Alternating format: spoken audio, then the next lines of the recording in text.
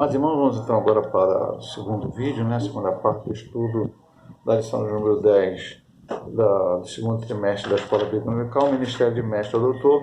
No primeiro vídeo estudamos a introdução e ponto 1. Agora vamos estudar o ponto 2. O ensino das Escrituras na Igreja do primeiro século. No primeiro ponto, nós vimos Jesus, um mestre por excelência. Tudo que houve no Ministério de Jesus. Agora vamos ver como é que a Igreja do primeiro século, ou chamada Igreja Primitiva, fazia. Modo de Jesus. Antes de ascender aos céus, de modo solene, Jesus determinou aos seus discípulos que ensinassem todas as nações a guardar todas as coisas que ele tinha ordenado. O livro de Atos registra a obediência dos primeiros apóstolos no cuidado de cumprir a determinação de Jesus. Após a descida do Espírito Santo, Atos 2, 1 a 6, o discurso de Pedro foi um verdadeiro ensino proferido no poder do Espírito Santo, Atos 2, 14 a 40. Tendo em vista a plena edificação da igreja na palavra do Senhor Jesus, através do Espírito Santo, dotou alguns de seus servos com o dom ministerial de mestre ou doutor, Efésios 4, 11, que é o texto básico que nós estamos estudando, todo o dom ministerial, apóstolo, profeta, evangelista, pastor e doutor e mestre. Esse dom é uma capacitação sobrenatural do Espírito. Isso não significa, porém, que devemos descuidar da nossa formação intelectual, pois o preparo para o ensino passa pela capacidade de aprender para posteriormente ensinar. Então, ensinar é uma ordem de Jesus. Nós vemos na grande comissão de fazer discípulos em todas as nações. Jesus deu exemplo. Jesus curou pessoas. Então, a igreja hoje tem que se esforçar também para orar e pessoas serem curadas. Jesus expulsou demônios. Então, a igreja hoje deve se esforçar para que orem também e pessoas sejam libertas de Satanás. Jesus fez outros sinais, outras maravilhas. Ainda hoje, Jesus faz sinais e maravilhas através da igreja. Agora, Jesus ensinou. Jesus foi o mestre por excelência. Jesus não somente pregou, mas fez discípulos, ensinou as pessoas. Também a igreja hoje tem que ensinar. A igreja não pode negligenciar esta parte do ministério de Cristo para ser um imitador de Cristo. E eu vou colocar nesse último ponto aqui uma questão muito importante. Esse dom é uma capacitação sobrenatural do Espírito. Então, o dom ministerial, como até falamos no ponto anterior, é Deus te dando capacitação para ensinar, sabedoria vinda do céu, para explicar a Bíblia Sagrada, para ensinar a Bíblia Sagrada. Mas isso não significa, como diz aqui, que não podemos descuidar da nossa formação intelectual. Aí, há um texto lá de Timóteo, deixa eu até ver se eu acho que eu consigo achar aqui, meu amado irmão. Eu, francamente, não marquei, eu gostaria de ler esse texto, mas acabei não marcando aqui na Bíblia. Mas eu acho que eu vou conseguir sim. Que está lá em Timóteo.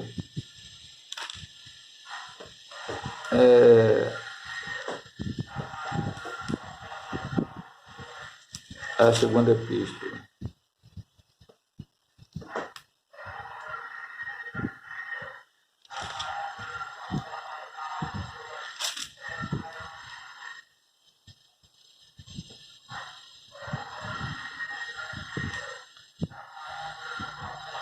Tá aqui, ó.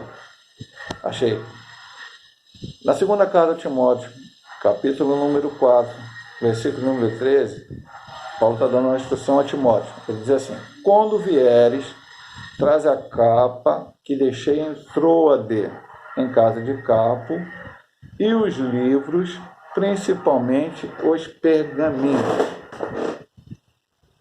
Se você pegar a parte anterior aqui, um pouco antes, Paulo, e a gente vê pelos estudos depois, teológicos, que essa carta foi escrita um pouco antes de Paulo morrer. Porque ele diz aqui no 7, combati o bom combate, acabei a carreira, guardei a fé, desde agora a coroa da justiça me está guardada, a qual o Senhor, justo juiz, me dará naquele dia, não somente a mim, mas também a todos quanto aguardarem a sua vinda. Paulo estava perto de morrer, não obstante, ele pediu para Timóteo trazer os livros e os pergaminhos. Então, o que significa isso, pastor? Paulo era um mestre, Paulo aprendeu os pés de Gamaliel, Paulo sabia a Bíblia, Paulo estava sempre aprendendo, estava sempre lendo, estava sempre se preparando para poder ensinar o povo. E ele se preparou até o dia de morrer. Ah, pastor, eu já sei tudo. Não, você nunca saberá tudo, eu nunca saberei tudo, ninguém saberá tudo. Temos que aprender a cada dia. Aprender intelectualmente e vai usar isso para a glória do seu nome. Precisamos estar inteirados dessas coisas. A doutrina dos apóstolos. O texto de Atos 2,42 informa-nos que os primeiros convertidos perseveravam na doutrina dos apóstolos e na comunhão, e no partir do pão e nas orações. Além disso, acrescenta que em cada alma havia temor e muitas maravilhas e sinais se faziam pelos apóstolos. A doutrina dos apóstolos aqui referida trata-se do conjunto de ensinos de Cristo ministrado por eles em forma constante e eficaz para o crescimento integral dos novos crentes. Então aqui a doutrina dos apóstolos é a doutrina do homem. Ele diz aqui no final, conjunto de ensino de Cristo ministrado por eles de forma constante e eficaz para o crescimento integral dos novos crentes. Então, como eles perseveraram na doutrina dos apóstolos, significa o quê? Eles só pregavam, eles só alcançavam almas para Jesus e vão crescendo, eles só ficavam preocupados em receber dons espirituais e aí está tudo bom, está tudo maravilhoso, acabou tudo aí? Não. Eles estavam sempre ensinando, eles estavam sempre falando do que Cristo havia falado para eles. Jesus passou, nós estudamos isso, vimos lá nas lições anteriores do homem ministerial. Jesus passou um tempo preparando esses homens para que depois eles fossem pregar a palavra. Jesus os moldou, Jesus os ensinou, Jesus deu exemplo para eles. Quando Jesus não estava mais aqui na terra, enviou o Espírito Santo, logicamente, o Espírito Santo veio, outro Consolador, para estar com a igreja, e agora o Senhor faz com que eles fizessem a mesma coisa que o Senhor fez. Só para pensar uma coisa, meu irmão, Pedro ficaria para sempre aqui na terra? Não, Pedro morreria também, Paulo morreria, João morreria, Tiago morreria, todos os homens que ali vivenciaram com Cristo, ou Paulo que teve uma experiência posterior, morreriam um dia. E a obra pararia, a obra terminaria, não teria mais ninguém? Não, a obra continuaria através daqueles que ouviram o ensinamento de Cristo, passaram para os outros, e os outros passariam para os outros, ou seja, é um ministério que não pode cessar nunca na igreja, o ensinamento da palavra de Deus, para que pessoas cresçam espiritualmente e possam ensinar a outros, não somente pregar, mas também ensinar. E o terceiro e último divisão do ponto 2 é ensinamento persistente. Os primeiros mestres das Escrituras foram os integrantes do Colégio Apostólico, Atos 5:42, conforme versículo 40 e 41. A igreja começou nas casas, onde o ensino era ministrado a pequenos grupos nos lares. Falando aos anciões de Éfeso, o apóstolo Paulo mostrou-no como verdadeiro mestre que ensinava publicamente e pelas casas, testificando tanto aos judeus como aos gregos a conversão a Deus e a fé em nosso Senhor Jesus Cristo. Deus havia preparado homens para ensinar e levantar doutores na igreja em Antioquia. O Pai Celestial igualmente deseja levantar mestres em sua igreja. Vivemos dias em que esse ministério nunca foi tão necessário. Então nós vemos que a igreja começou nas casas. Depois, mais adiante, modificou-se. Modificou de uma forma errada? Não, meu marido. Porque começou nas casas. Não tinha templo. O templo era dos judeus. A sinagoga dos judeus. Então, nas casas dos cristãos, tinha uma igreja na casa de Priscila e Áquila, havia igreja em outra na casa de... Provavelmente houve uma igreja na casa de Filemon, e as pessoas ali reuniam, e ali cultuavam Deus naquele lugar. Então, e começou a surgir igreja. Então, eu vi igreja em Corinto, igreja em Colosso, igreja em Laodiceia, igreja em Filipe, igreja em vários lugares, citados na Bíblia Sagrada, lá no Apocalipse tem 7 igrejas da Ásia, iniciaram. Mais adiante, depois de um tempo, então começou-se a ter os templos, e os crentes se reuniam ali na igreja, sob orientação da liderança, que recebeu orientação e pregavam a palavra, ensinavam a palavra. Quando Paulo falou aos anciãos de Éfeso, é um discurso muito bonito que ele fez, até eu aconselho os irmãos que leiam Atos 20, depois com calma, ele diz assim, publicamente pelas casas, ele estava dizendo como é que ele fazia, testificando tanto os judeus como o grego a conversão a Deus e a fé de nosso Senhor Jesus Cristo. Então, como é que Paulo agiu em Éfeso? Ensinando a palavra, pregando e ensinando a palavra de Deus.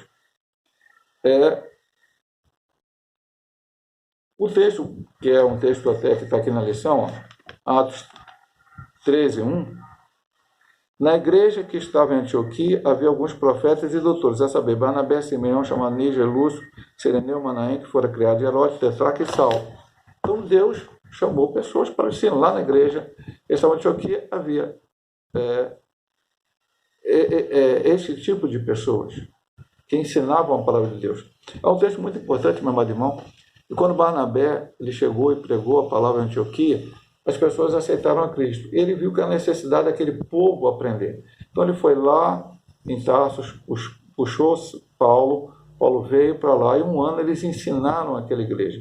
De tal forma eles ensinaram aquela igreja que em determinado momento as pessoas da cidade começaram a chamar ele de cristãos, pequenos cristos, porque o modo daquelas pessoas viver como diz aí no latim, modus vivendi, né? A maneira de viver deles se assemelhava àquilo que eles pregavam, ou seja, olha, viveu lá um Cristo, né? Um Jesus chamado Cristo, ele é o Salvador, ele pregava e tal. E as pessoas lá para a vida dele viam que o que eles falavam de Cristo, eles estavam vivendo.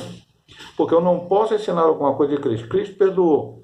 Olha, meu irmão, Cristo perdoou na cruz. Cristo foi lá na cruz e perdoou. Fala, Pai, perdoa, não sabe o que faz. Mas se alguém pisar no meu pé, eu não perdoo. Mas o que adianta pregar isso? A pessoa vai olhar para você e falar, bom, você está pregando um Cristo, mas não está vivendo o que Cristo viveu.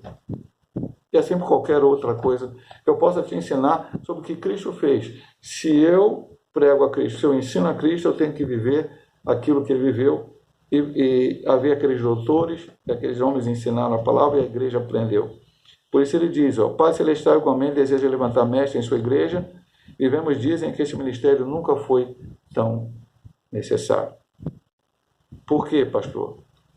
Como eu disse no ponto, acho que na introdução, no ponto 1, se tem verdadeiros mestres, verdadeiros doutores, verdadeiros ensinadores, existem falsos mestres, falsos doutores, falsos ensinadores, ensinando heresia. E hoje pior ainda, meu amado irmão, porque ensinam na televisão, ensinam nas redes sociais, ensinam na internet e às vezes, infelizmente, até nos púlpitos das igrejas por aí. Então, se não houver verdadeiros mestres, não poderão ensinar a verdadeira palavra, ou o ensino da palavra, vamos dizer assim, e as pessoas vão acabar se perdendo.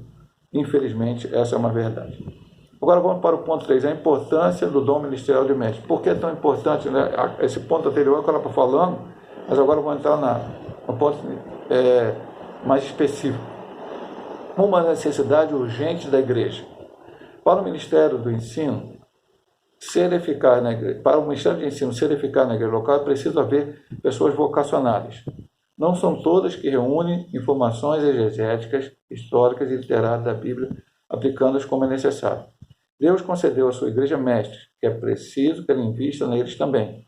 Muitas vezes, por absolutamente falta de preparo dos obreiros, predomina a superficialidade bíblica, a infantilidade espiritual e o aumento do engano promovido pelas astúcias dos falsos mestres.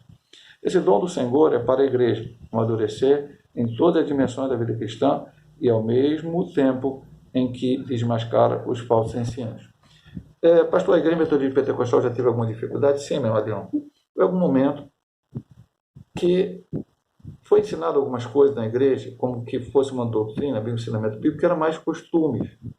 Depois isso foi superado, foi entendido e foi colocado de uma forma correta. Então, isso a gente tem que entender. Mas a igreja prima para o ensinamento da palavra. E isso que precisamos ter. Eu sempre falo para os irmãos, leia a Bíblia, leia a Bíblia, leia a Bíblia. Para que você não seja enganado, você precisa ler a Bíblia e estudar. Frequente a escola bíblica dominical. A pergunta é, pastor, por que o senhor está gravando um vídeo da escola bíblica? Infelizmente, pela Covid-19 e por alguns outros motivos, alguns irmãos não estão podendo frequentar presencialmente. A igreja está lá funcionando. Domingo de manhã, Caxias e Santa Marta, e domingo à noite, antes do culto, a Congregação Nova Campinas, a escola bíblica dominical presencial, para que o irmão vá, participe, estude a palavra de Deus, tire as suas dúvidas, porque isso é uma necessidade urgente da igreja. Pessoas bem preparadas e pessoas também que têm o desejo de aprender. Só haverá quem ensine, se houver quem aprender. Porque não é apenas ir à igreja. Você não vai à igreja como um passeio, como se fosse um parque de diversões, fosse um zoológico, fosse outro lugar qualquer. Você vai à igreja para aprender do Senhor. Disse o salmista, uma coisa pedi ao Senhor, buscarei, que possa habitar na casa do Senhor todos os dias da minha vida, para contemplar a formosura do Senhor e aprender no seu tempo. O salmista já falava lá no passado em aprender quando vai na igreja. Alegrei, como disseram, vamos à casa do Senhor. E você aprende. Não, pastor, mas eu não posso ir. Por isso, temos aqui o vídeo da Escola Bíblica Dominical para que você possa ver, que você possa estudar e crescer também espiritualmente. Muitas vezes, por produto da falta de preparo do bem, predomina a superficialidade bíblica, infantilidade espiritual e o aumento do engano. Há muitas igrejas que nem estão tendo escola bíblica, não estão nem ensinando a palavra. E algumas vezes, infelizmente, meu amado irmão, estão ensinando outras coisas que não é a palavra. Doutrina de homens. Isso, muito cuidado, você precisa ter. Vamos ao ponto 2. Responsabilidade de um discipulado contínuo. Estamos acostumados a pensar que o discipulado termina quando o novo convertido é batizado. Não há nada mais equivocado. O Senhor Jesus chamou-nos para ser os seus discípulos por toda a vida. Por isso que ensina, instrui os crentes para a maturidade da fé. É um aprendizado diário, permanente, contínuo, tanto para quem é discipulado, quanto para quem está discipulando. Muito importante esse ponto. A gente associa discipulado ao novo convertido. Então, o novo convertido aprendeu, se firmou, decidiu batizar, passou pelas águas. Agora está tudo bem, não, meu amado irmão. Discipulado como ele diz aqui, aprende quem ensina, aprende quem está sendo ensinado. E eu digo uma coisa para os irmãos, já disse várias vezes na igreja, eu só vou deixar de aprender no dia que Jesus vier arrebatar a igreja ou se eu morrer. Porque estarei sempre aprendendo, estarei sempre recebendo de Deus aquilo que Ele tem para ensinar. É necessário. Conheci uma pessoa, não vou falar o nome ainda, quando na igreja de Caxias, ele não era membro da igreja de Caxias, às vezes frequentava, ele foi membro da igreja evangélica missionária anteriormente, e ele disse que não ia à escola dominical porque ele já sabia tudo. Isso é um completo erro.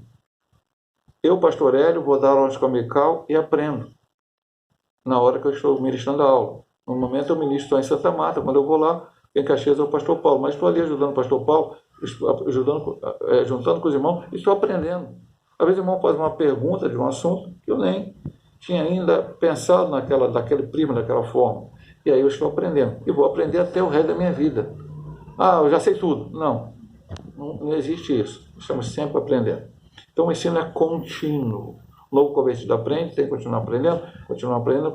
Até porque as heresias elas vão crescendo. Infelizmente eu tenho que falar isso. Eu sei que tudo é meio requentado. Tudo vem assim, né? Mas às vezes quando aparece aquelas coisas, alguém falando, não existe a Trindade, Jesus não é Deus, aí requenta tudo de novo. Heresia. Outro vem, tem que guardar um dia específico da semana. Heresia. Outro vem, já não precisa reunir na igreja, tem que ficar em casa. Outro vem, diz, dízimo não existe. Meu amado irmão, tudo isso já aconteceu um dia, e as pessoas voltam com essa história. E como eu disse antes de um ponto anterior, internet, televisão, redes sociais, as pessoas falando isso. Eu já vi na rede social pastor pregando, mostrando na Bíblia que Jesus não vai voltar. Quando eu digo pastor, entre aspas, né, meu irmão? Ensinador, entre aspas. Ele pegou na Bíblia, mostrou lá, citou, com data show, com tudo, dizendo que Jesus não vai voltar. E Jesus não vai voltar? Você sabe que Jesus vai voltar brevemente para buscar a sua igreja, ele prometeu.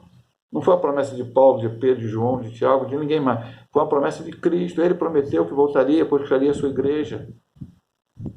Aí o sujeito pega um texto, faz uma interpretação aleatória e muita gente vai atrás disso. Muita gente corre atrás disso. Eu morava ali em Santa Marta e algumas pessoas mudaram de Santa Marta para um bairro do Rio chamado Paciência porque na sua denominação diz que Jesus Cristo voltaria em paciência. Jesus não vai voltar na Pauliceia, no Jacatirão, em Santa Marta, em Nova Campina. Jesus não vai voltar nem em Paris, ou em Londres, ou em Nova York. Jesus vai voltar para todas as cidades, para todo o povo. Pastor, não consigo entender isso. Você não consegue entender. Você consegue entender o Mar Vermelho se abrindo, o Jordão se abrindo, só a lua parando? Muitas vezes você talvez não entenda certas coisas. Cego na cessa sendo curado, mas Jesus fez todos esses milagres essas maravilhas. E a sua vinda será para todos, como você precisa entender. Vamos para o último ponto, ponto 3, requisitos necessários ao mestre. Apresentaremos alguns requisitos importantes para a igreja reconhecer pessoas com dom ministerial de mestre em nossa época. O primeiro requisito A, um salvo em Cristo. Não pode haver dúvidas quanto à própria experiência salvífica por parte do vocacionado para o ministério do ensino. 2 Timóteo 2, 10 a 13. Se eu não me engano, esse texto Paulo diz, eu sei que tenho Cristo, sei que é poderoso para guardar meu tesouro. Infelizmente, há pessoas que não creem naquilo que ensinam. Assim não há verdade nem firmeza nelas. Como é que eu vou dizer que Jesus salva? E alguém perguntar, você tem certeza da sua salvação? Não. Eu lembro de experiência que eu tive, ainda na igreja metodista, um culto de uma quarta-feira, só tinha jovens, e eu preguei. Aquela última pregação simples de jovem, e depois sentei no banco. E o rapaz estava dirigindo, que hoje é pastor, um amigo meu, ele foi à frente e disse, mas quem tem certeza da salvação?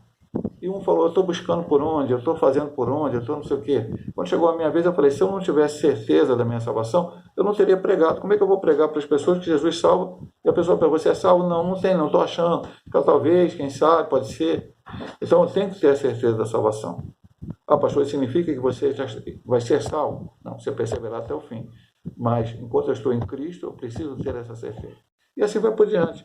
O homem precisa ter certeza do que ele está pregando, ensinando, para que possa ser um verdadeiro mestre. Segundo, hábito de ler.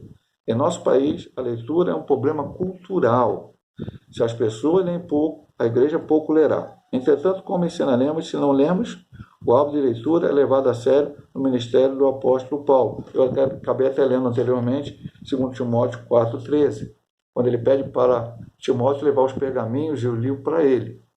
Veja bem, vou dar só um exemplo da igreja metodista pentecostal. O pastor sempre fala, leia a Bíblia. Se possível, leia pelo menos uma vez na vida a Bíblia toda. É difícil, é complicado, mas leia. Se você não conseguir ler a Bíblia toda, pelo menos leia um texto por dia. E na igreja metodista pentecostal, na nossa escola dominical, na nossa sede, temos uma biblioteca. Todo mês a gente compra um livro. Já houve um tempo que a gente comprava até mais de um. Para que o professor da classe de adultos possa dar aula. Depois ele devolve o livro fica lá. Então nós temos, 50, 60 livros lá disponíveis para que qualquer irmão da igreja pegue, leve para casa e leia. Ler um bom livro evangélico também é importante, nos ajuda no preparo. O ponto 3 é preparo intelectual. A Bíblia é o instrumento de trabalho do ensinador cristão, considerando este livro milenar. Veremos que a cultura e o mundo da Bíblia são diferentes do nosso. Por isso, o mestre deve compreender o mundo da Bíblia, suas questões culturais, linguísticas, exegéticas, etc. Para não fazer apelações fantasiosas, apresentando como exposição da palavra de Deus. Você vai pegar texto do Antigo Testamento, por exemplo, que vão falar alguma coisa, se você não souber que aquele contexto vai querer trazer para hoje, por isso tem igreja hoje fazendo festa do tabernáculo, festa de não sei o que lá, e aí vai por outro negócio aí, nação dos 318, e não sei o que lá, puxando um monte de coisa do Antigo Testamento e colocando hoje, às vezes até do Novo, com uma má interpretação. Então, cuidado, meu amado irmão, temos que entender o contexto, porque aquilo foi dito naquela época, para quem foi dito, como é que funcionava e como é que funciona hoje. A palavra de Deus é uma só, ela não passa, ela não muda. Mas, especialmente, questões do Antigo Testamento. E no Novo Testamento, a aplicação bíblica verdadeira, a exegese correta. Então, o crente tem que ler Bíblia e tem que, se possível, se preparar. Por isso eu disse, bom, livros evangélicos. Nem todo mundo vai poder fazer um seminário. Não está acessível a todos. Mas você pode aprender, ler e pedir sempre ao Espírito Santo para que te oriente para essa questão. E, por último, um coração em chamas. Martin Lloyd Jones dizia que a verdadeira pregação era teologia em fogo. É vontade de Deus que o vocacionado, o ensino, utilize os avanços das ciências bíblicas para pregar a palavra de Deus na força do Espírito Santo. Precisamos alcançar as mentes e os corações dos nossos dias, e isso apenas será possível quando tivermos obreiros com uma mente bem preparada e conectada com o coração em chamas e apaixonado por Jesus. Pregar a palavra, você precisa amar as almas, é ser um evangelista.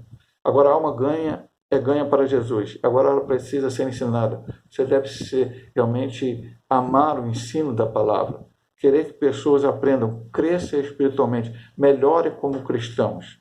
Então ele disse aqui um coração em chamas. Um coração que está aquecido pelo Espírito Santo, que faz com que você pregue ensine e que as pessoas verdadeiramente tenham suas vidas transformadas. Por você? Não. Pelo que você pregou? Não. Pelo poder de Deus, pela palavra de Deus, pela ação do Espírito Santo de Deus nas suas vidas.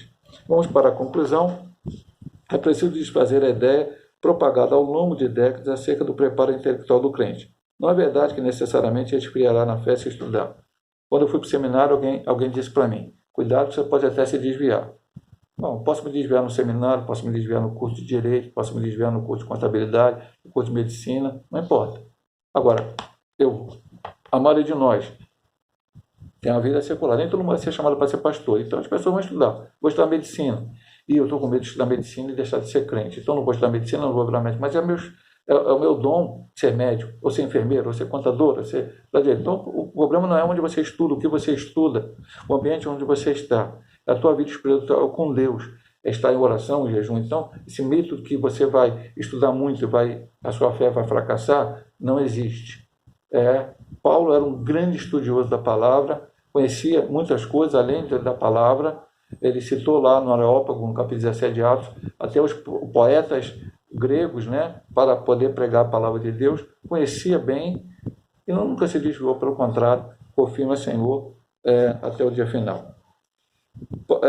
Se fosse assim, Paulo seria mais frio dos apóstolos no Novo Testamento, pois não havia obreiro mais preparado que ele. Ele acaba citando aqui Atos 17, 15 a 34, título 1, 12. Este, no entanto, soube conjugar preparo intelectual e poder do alto. É disso que a nossa igreja precisa. Um homem cheio do Espírito, mas do mesmo modo, com a mente iluminada, para responder com mansidão e temor razão da nossa esperança, como diz de 1 Pedro 3,15, quando for questionado, por que você crê? Eu creio que o pastor Hélio pregou, porque o pastor Paulo ensinou, porque não sei quem falou para mim. Não, você não crê por causa disso. Você crê porque você leu a palavra, você estudou a palavra, o Espírito Santo te mostrou a verdade, você aprendeu a palavra, o Espírito Santo tocou você, convenceu você do pecado, da justiça e do juízo, e agora você crê e aprendeu. Você é um verdadeiro servo de Deus. Deus possa nos abençoar através dessa estudo da palavra, se Deus assim permitir. Na próxima semana estaremos estudando o presbítero, bispo ou ancião. Deus abençoe os amados irmãos, em nome de Jesus.